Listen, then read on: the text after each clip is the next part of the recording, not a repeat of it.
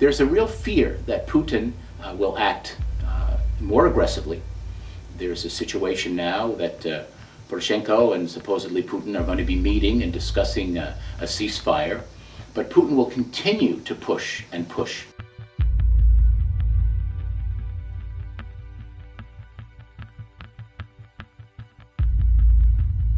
It's coming back to slap them in the face. It seems as if Putin, he can float with it, he can deal with it, he can absorb it, but it's hurting the European economy. In fact, so much so that Europe is on the brink of another recession.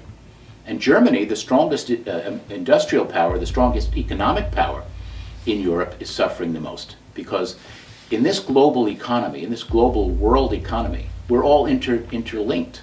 And if you pull one out, or you are strident and don't allow someone to trade, they'll trade with someone else. And I think Putin is trying to sustain this. In the meantime, he's playing to an audience. Everybody is playing to their audience back home, including Barack Obama, including David Cameron. Let's face it, 2015 is a leadership election in Great Britain.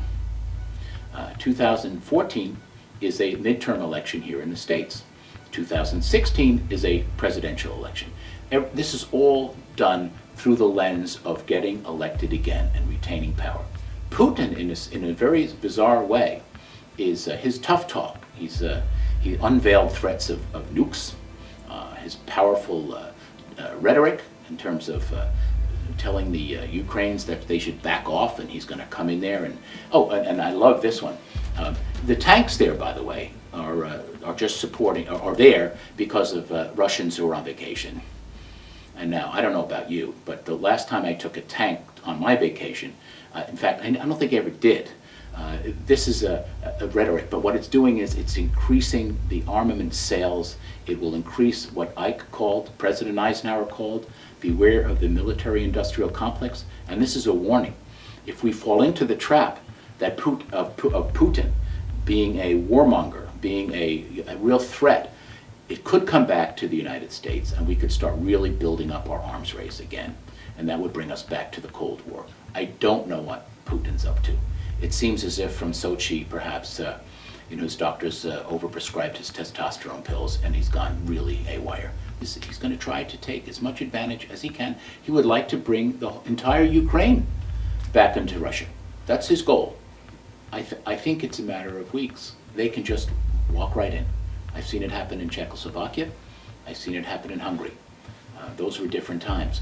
These are more frightening times, I think, because you've got so many other situations going on in the world at the same time, including what's going on in the Middle East, what's going on in Iraq and Syria, and with ISIL, etc. So he either may get the message and pull back and soften himself, or he may find that he just wants to keep going, and then that will be crisis. Are we facing nuclear war if he keeps going? We're always facing nuclear war. If you've got nuclear weapons, you're facing nuclear war. There's always somebody who can let that go.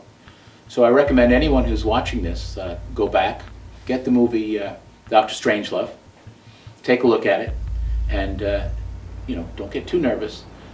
But you'll see that things can go very, very wrong. Difficult times require strong leadership.